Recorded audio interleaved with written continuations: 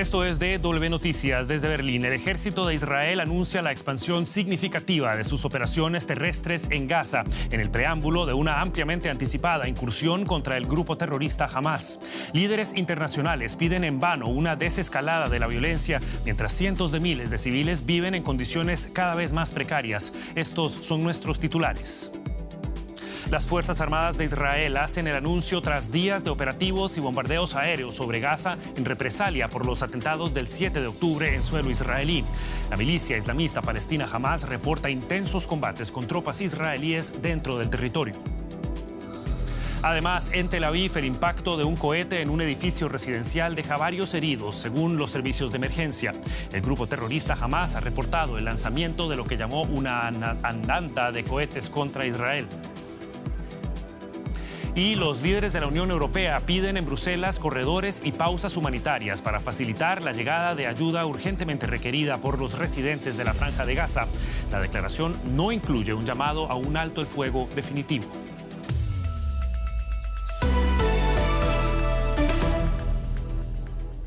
Los saluda Javier Arguedas. Gracias por informarse con nosotros. Las fuerzas de defensa de Israel afirmaron haber intensificado su campaña de bombardeos contra la Franja de Gaza tras llevar a cabo nuevas operaciones terrestres y ataques aéreos durante la noche de este viernes.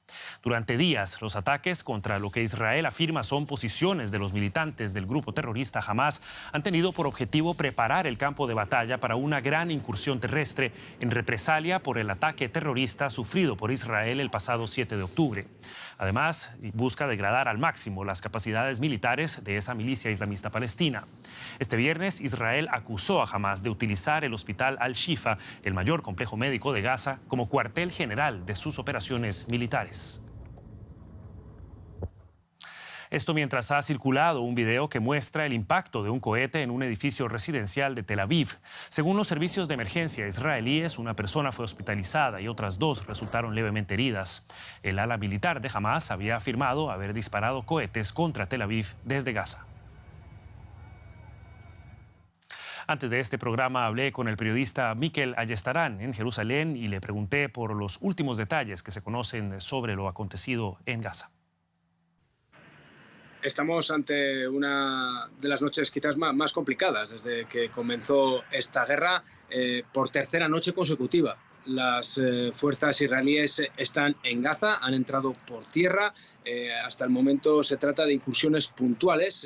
Han entrado, han atacado diferentes objetivos, sobre todo vinculados con la infraestructura de Hamás, y se han dado la vuelta.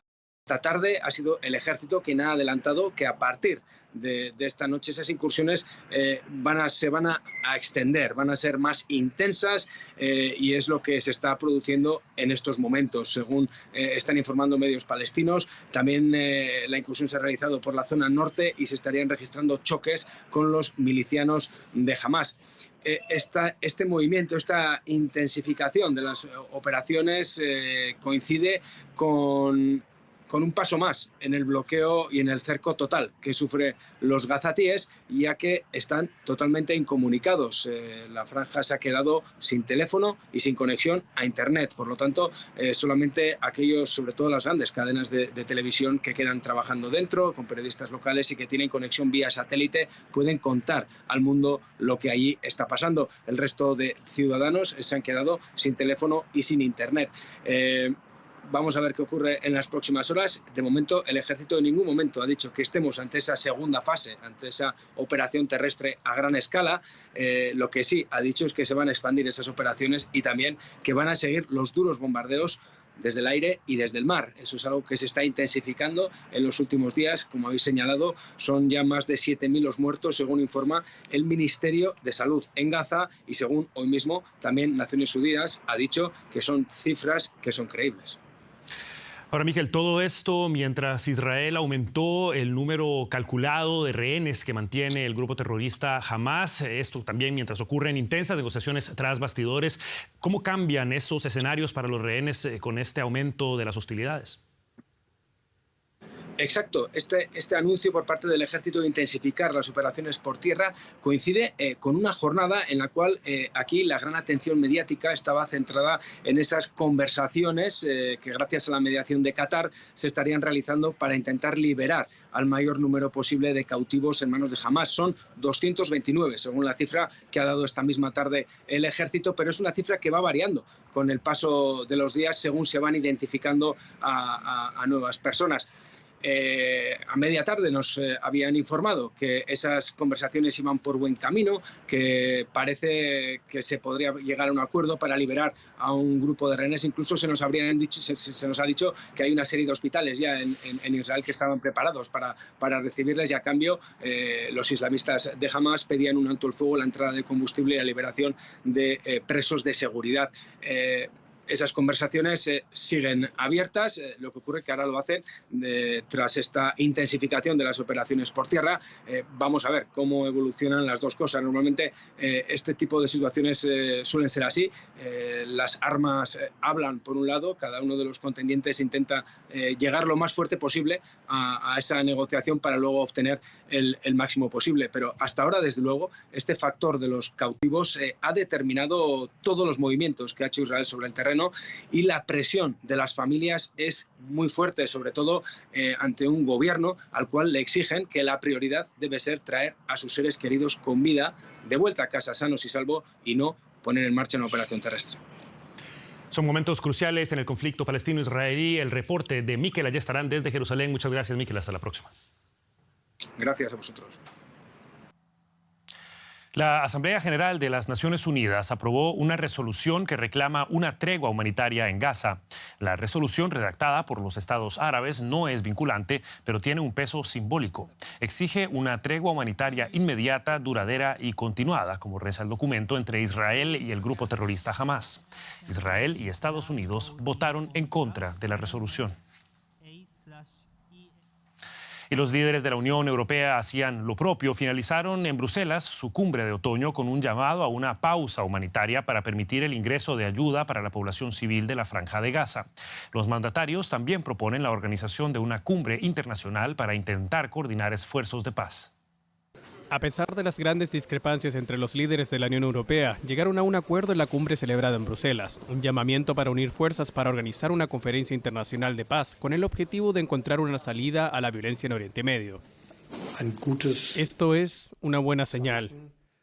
Y ahora lo importante es aprovechar las posibilidades diplomáticas, pero también hay que decir que prepararlas no está exento de ciertas dificultades. Todos coinciden en que el grupo terrorista Hamás no será invitado a la conferencia por el ataque perpetrado contra Israel. Los líderes de la Unión Europea condenaron dicho ataque y expresaron su apoyo al derecho de Israel a defenderse.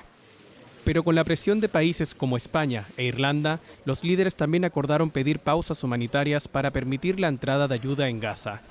Francia fue un paso más allá, proponiendo formar un grupo de países de la Unión Europea que quieran hacer más por la situación humanitaria. Vamos a crear una alianza humanitaria con varios países europeos, en particular con Chipre, que servirá de base para el corredor marítimo humanitario. Los líderes también abordaron la posibilidad de renegociar el presupuesto de la Unión Europea para aportar 50.000 millones de euros adicionales de ayuda económica a Ucrania. Pero el primer ministro húngaro, Viktor Orbán, recientemente fotografiado estrechando la mano del presidente ruso Vladimir Putin en Pekín, vetó el plan. Todos saben que esta estrategia ha fracasado, pero no se atreven a decirlo en voz alta. Es obvio que esto no funcionará. Los ucranianos no ganarán en el frente. Esto es totalmente contrario a la posición de la Unión Europea, por lo que los líderes presionarán a Hungría para que retire su veto en los meses que quedan hasta la próxima reunión en Bruselas, en vísperas de la Navidad. Y la periodista María García Sornosa se encuentra en Bruselas dando seguimiento a las reacciones de la Unión Europea en lo que parecen ser momentos tan críticos de este conflicto. María, ¿qué tal? Muy buenas noches para vos. Bueno, lo sabemos, lograr un consenso en la Unión Europea siempre es una tarea difícil. ¿Qué tanto les costó a los líderes llegar a una postura común sobre el conflicto entre Israel y Hamás? Sí, Javier, lo sabemos y siempre lo contamos. Llegar a consensos entre 27 países es siempre muy complicado, pero en un tema tan divisorio, con sensibilidades históricas tan diferentes como es el conflicto de Oriente Próximo, es todavía más complicado. Los 27 líderes de Estado y de Gobierno han debatido durante nada más y nada menos que 7 horas la sencilla razón de cómo pedir un alto al fuego, una pausa humanitaria de alguna forma, cómo pedir que la ayuda humanitaria entre en la franja de Gaza. Y es que había posiciones muy enfrentadas. Algunas, como España, pedían que en las conclusiones finales del texto se reflejase una petición a un cese al fuego, pero enfrente tenían a otros como Alemania, que quería hablar de un lenguaje mucho más abierto. Se había deslizado la posibilidad por Berlín de que se introdujese la referencia a ventanas humanitarias. Finalmente, el lenguaje que se ha plasmado en las conclusiones finales ha sido la petición a establecer corredores humanitarios y pausas con razones humanitarias. Esa simple S ha sido motivo de división durante muchas horas, porque había algunos países, especialmente Alemania y Austria, que no querían hablar de ese singular porque consideraban que eso ataba más la posibilidad de Israel, el derecho a defenderse a sí mismo. Por lo que sale de esta cumbre europea de otoño es un lenguaje que ha sido capaz de consensuar las 27 posturas diferentes, que va un poco menos lejos de lo que ha pedido las Naciones Unidas, que sí pedía un alto al fuego humanitario, pero sí que es verdad que es el único lenguaje que sale de Occidente pidiendo algún alto al fuego, alguna pausa humanitaria para que esas ayudas de alimentos, agua, electricidad entren de forma urgente en la franja de Gaza. María, mientras los esfuerzos se concentran en la ayuda humanitaria, el presidente del Consejo Europeo, Charles Michel, afirmó que sería un enorme error no abordar inmediatamente y al mismo tiempo el proceso de paz mientras se gestiona la ayuda. ¿Qué sabemos sobre los esfuerzos de paz que puedan provenir de la Unión Europea? Brevemente, si puedes. Sí, lo que sabemos es que de esta cumbre lo que ha salido es una llamada a celebrar una conferencia internacional por la paz con los actores europeos, pero también con los actores regionales. No se sabe todavía cuándo, cómo y quién van a estar sentados en esa mesa de negociación, que la Unión Europea le da 6 meses para que se celebre, pero lo que sí que se sabe es que el objetivo final es revitalizar el proceso de paz, sobre todo la solución de los dos estados, aunque los europeos todavía no están ahí, por lo que quieren, la prioridad en estos momentos es que suavizar la crisis humanitaria que hay en la franja de Gaza, y la Unión Europea ni siquiera está en pedir un cese, un alto al fuego de las hostilidades, porque consideran que eso reduce la limitación y el derecho del Estado de Israel a defenderse. La Unión Europea a contrarreloj en el conflicto entre Israel y Hamás. Los detalles nos los brindaba María García Sornosa desde Bruselas. Muchas gracias, María. Hasta la próxima.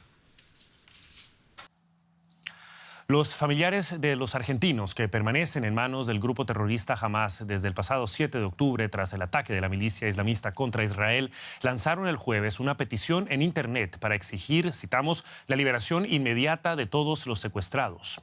El comunicado, emitido con el apoyo de la Asociación Mutual Israelita Argentina, la Delegación de Asociaciones Israelitas Argentinas y la Organización Sionista Argentina, también exige al gobierno del país que ponga en marcha todos los mecanismos a su alcance y adopte medidas decisivas para poner fin a la grave situación por medio de la plataforma de peticiones digitales change.org.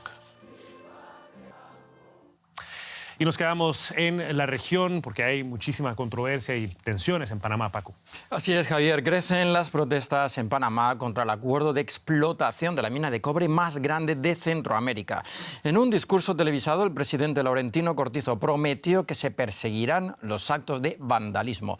Las autoridades aseguran que la mina genera 8.000 empleos directos y 40.000 indirectos y aporta el 4% del PIB a la economía panameña.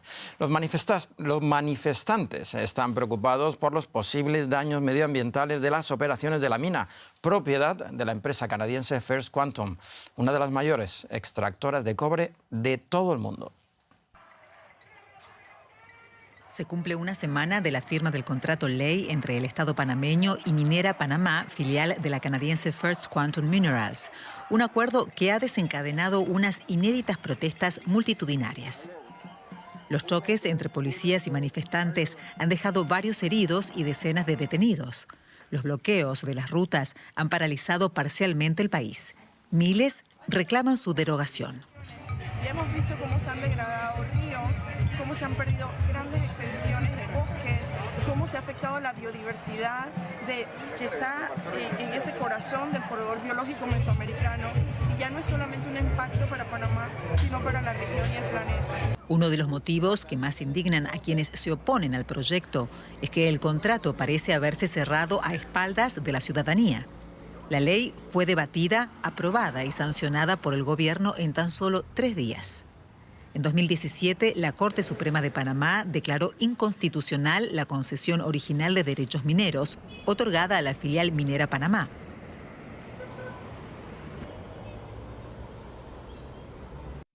El pueblo es el soberano y si el pueblo no lo ha aceptado porque ni siquiera ha sido tomado en cuenta, ¿cómo es posible que quien escogió el pueblo para gobernar esté haciendo lo contrario a lo que la petición del pueblo, que no quiere la mina? Cambio. El nuevo contrato determina que la empresa pagará al gobierno al menos $375 millones cada año, 10 veces más que antes, y permite a First Quantum operar en Panamá durante 20 años prorrogables. Para muchos, los aportes de la compañía al Estado son insuficientes. Además, preocupa su impacto ambiental. En materia de agua, First Quantum podrá desviar, retener y crear sus propios reservorios, desde las fuentes hídricas naturales, poniendo en riesgo el agua para consumo de la población. Por tanto, estos límites que tiene el gobierno panameño para poder regular, para poder limitar las enormes facultades de esta empresa, se ven conculcadas. Cuando un gobierno no puede controlar a un ente que se encuentra en su territorio, esto significa doctrinal y prácticamente una pérdida de soberanía.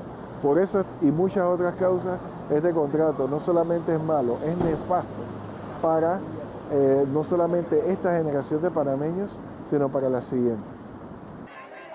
Por eso, las calles del país centroamericano siguen en pie de lucha al grito de «Panamá no se vende».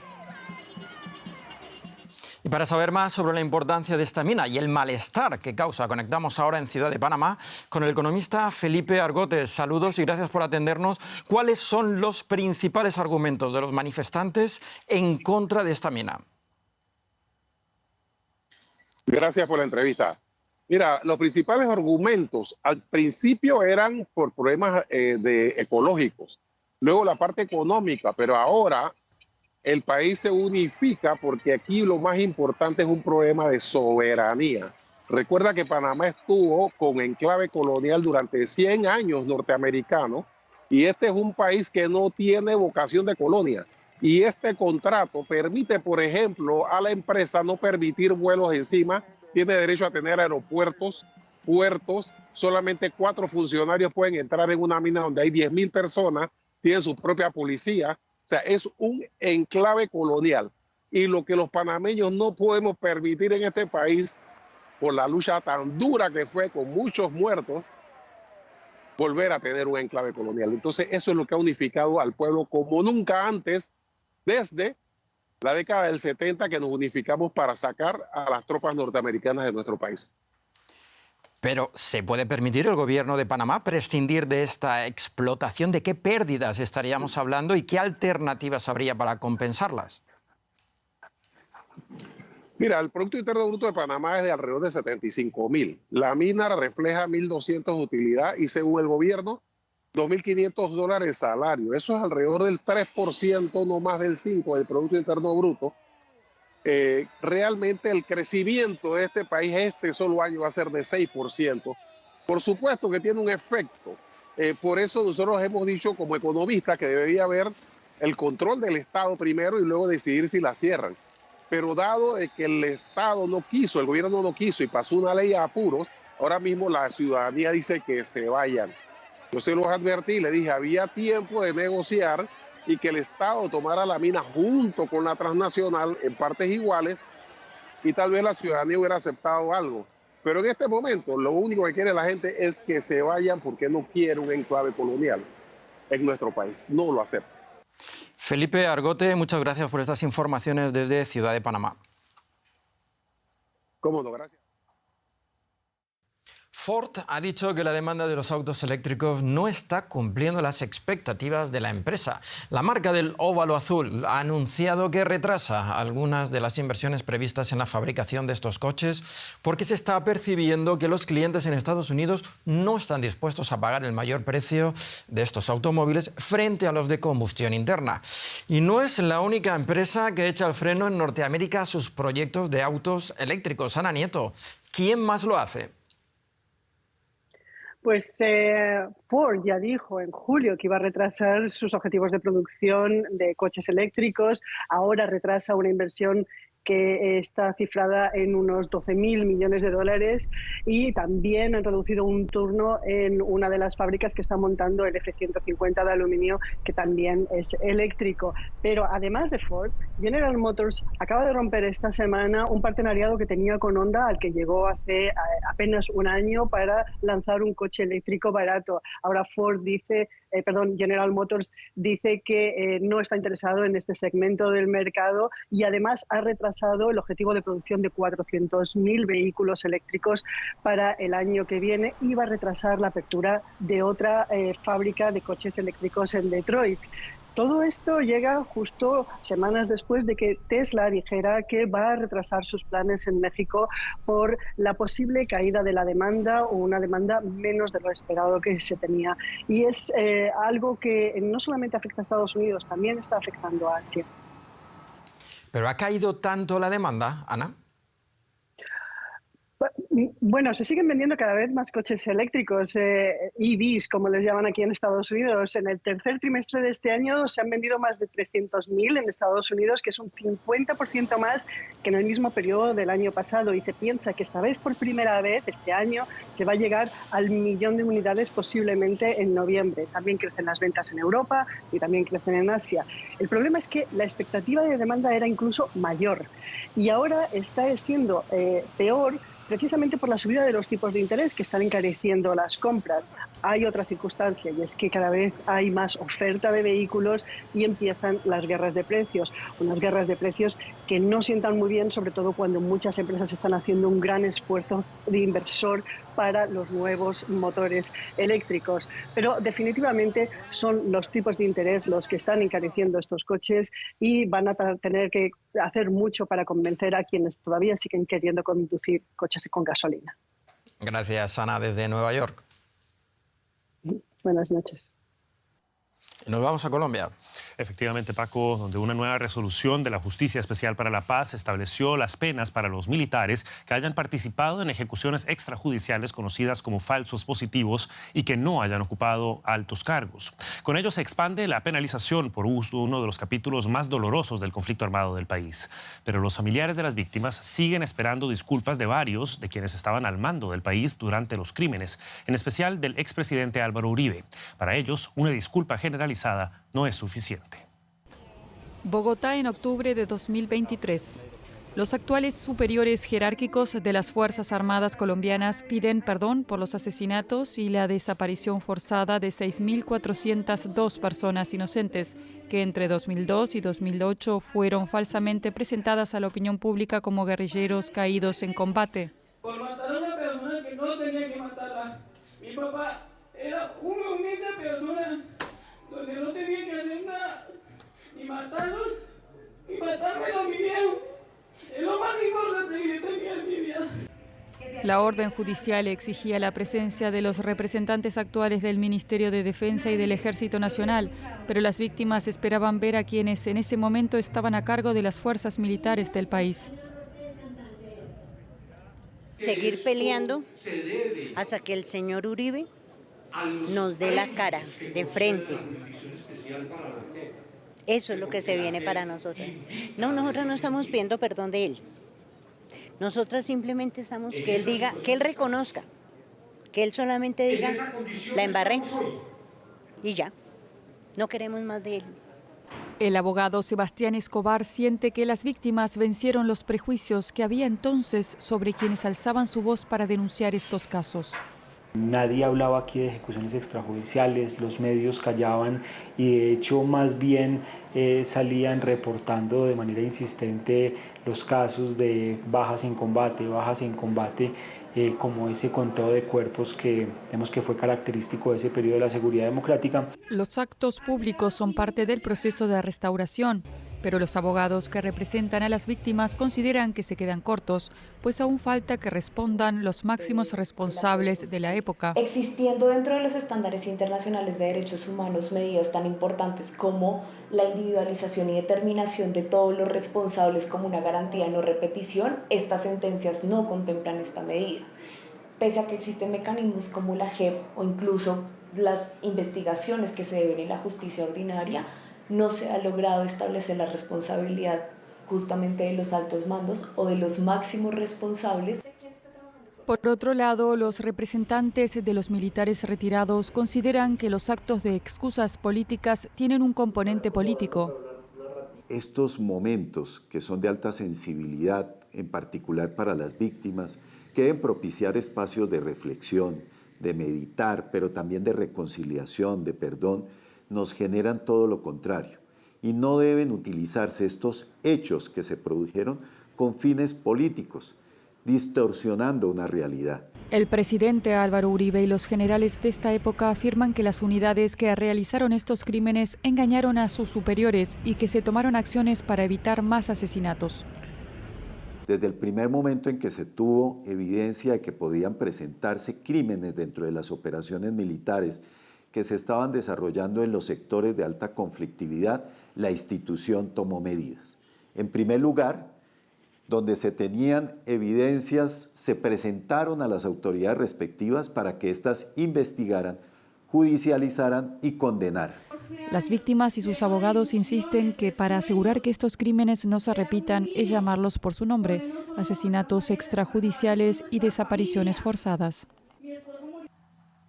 Y antes de irnos, repasamos brevemente las noticias con las que abríamos este informativo. Por supuesto, la situación en Israel y Gaza. El ejército de Israel anunció la expansión significativa de sus operaciones terrestres en Gaza en el preámbulo de lo que se espera sea una ampliamente anticipada incursión contra el grupo terrorista Hamás. El anuncio se produce en medio de crecientes llamamientos para que se habiliten corredores humanitarios que permitan la entrada de ayuda en Gaza. Y además, varias personas han resultado heridas luego de que un cohete, presuntamente del grupo terrorista Hamás, impactara en un edificio residencial de Tel Aviv. Por supuesto, continuaremos dando seguimiento a los operativos de Israel en represalia por los atentados terroristas del pasado 7 de octubre. Las noticias, como siempre, en nuestro sitio de internet dw.com y también en nuestras redes sociales buscando DW Español. Yo soy Javier Arguedas, en nombre de todo el equipo que trabaja para informarnos aquí en Berlín. Hasta la próxima y que la pasen bien.